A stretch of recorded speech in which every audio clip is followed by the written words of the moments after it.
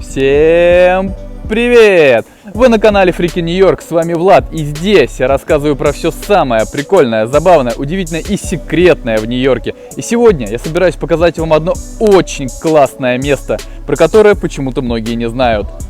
Что ж, не отвлекаемся, будет интересно. Погнали! Литл Айленд на 55-м пирсе – это искусственный островной парк на реке Гудзон в Нью-Йорке, к западу от Манхэттена, примыкающий к парку Hudson River. Он был спроектирован компанией Heatherwick Studio и находится на вершине пирса 55 реки Гудзон. Впрочем, как сюда попасть, расскажу позже. Ну а пока предлагаю вам провести виртуальную экскурсию по парку, параллельно слушая интересные факты о нем. К 2011 году состояние пирса 55 на реке Гудзон ухудшилось. И ситуация стала только хуже после урагана Сэнди в следующем году. Таким образом, в ноябре 2014 было анонсировано, что на реке бывшего пирса 55 будет спроектирован новый парк компанией Heatherwick Studio. Оценка парка площадью в 2,3 акра варьировалась от 130 до 160 миллионов долларов. Dillard's Foundation совместно с его женой Диан Вон Ферстенберг, возглавляющий фонд, внесли 100 миллионов долларов и планировали пожертвовать еще 30 миллионов долларов. Город и штат пообещали выделить 17 и 18 миллионов долларов соответственно. В то время строительство должно было начаться в 2015 и закончиться в 2018 годах.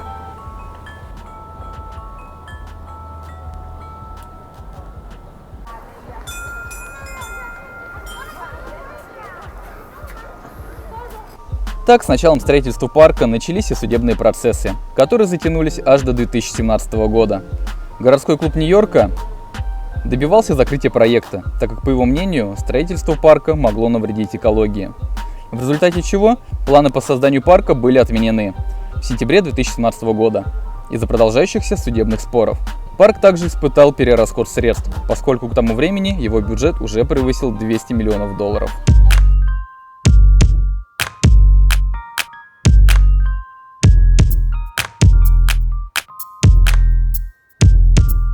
Отмена парка длилась всего 43 дня, и 25 октября 2017 года мэр Куомо заключил соглашение, согласно которому согласился завершить оставшиеся 30% незавершенного парка, но при условии, что он выиграет на выборах губернатора в Нью-Йорке в 2018 году. Также Куомо пообещал, что парк не навредит экологии реки.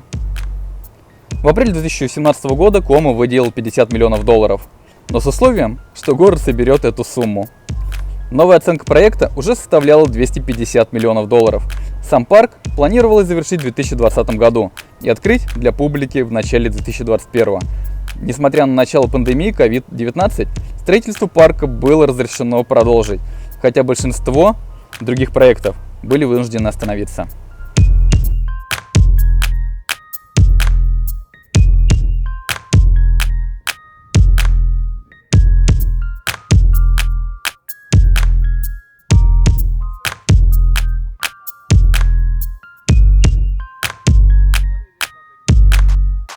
Парк официально открылся 21 мая 2021 года.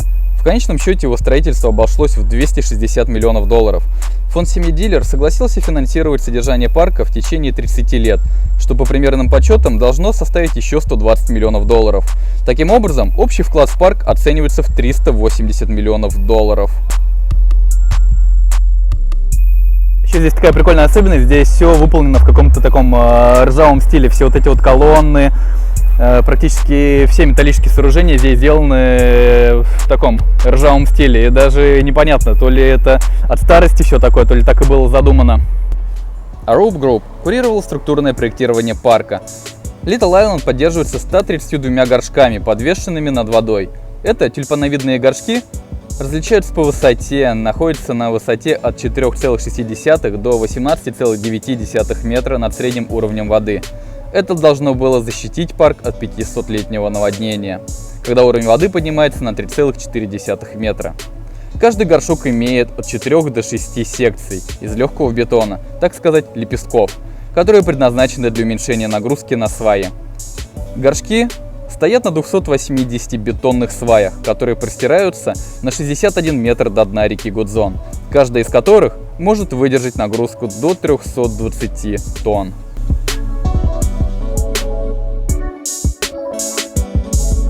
Сигне Нильсон из Matthew Nielsen Landscape Architect была ландшафтным архитектором для парка, в то время как Brightview Landscape Development была ландшафтным подрядчиком.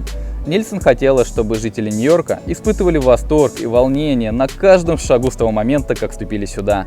Ландшафт включает 35 видов деревьев и 65 видов кустарников, а также 270 видов многолетних растений и трав. На открытии парка в 2021 году в ландшафте было 66 тысяч луковиц и 114 деревьев. Деревья достигают 11 метров в высоту и диаметр ствола до 30 сантиметров. Деревья высажены в 1,2 метрах почвы, которая стабилизуется геоволокном и питается большой ирригационной системой. Состав почвы был разработан таким образом, чтобы уменьшить эрозию, а вечно зеленые растения и другие насаждения использовались для защиты парка от сильных ветров с реки Гудзон.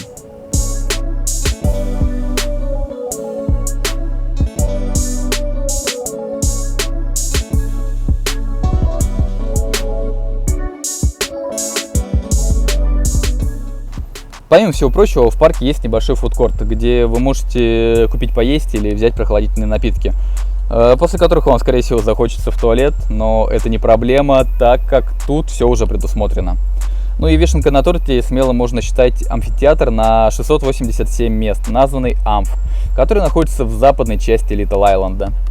Билетные шоу в основном бесплатные или имеют низкую плату за вход. Образовательные программы, представления запланированы на 6 дней в неделю. Это было частью договора аренды дилера с Hudson River Park Trust, которыми управляет Hudson River Park. По условиям соглашения, не менее 51% билетов должны быть менее $30, в том числе и бесплатные билеты.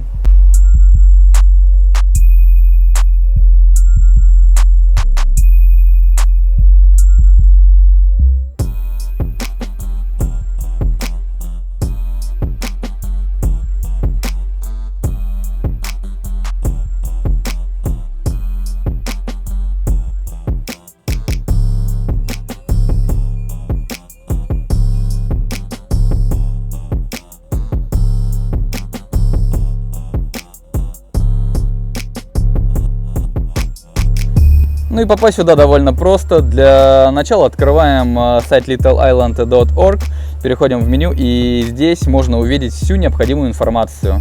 Так, например, во вкладке Visit мы можем увидеть различные способы, как добраться до Литл-Айленда. Лично же я предпочитаю метро. А в данном случае нам нужно добраться до 14-й стрит, 8-й авеню и просто дойти до реки Гудзон. К слову, здесь же во вкладке Time Entry Reservation видим информацию, что с 6 утра до полудня вход не требует наличия билетов, а после полудня войти можно лишь по билету. Они бесплатные, и что самое интересное, после входа вы можете оставаться на острове аж до закрытия парка в час ночи.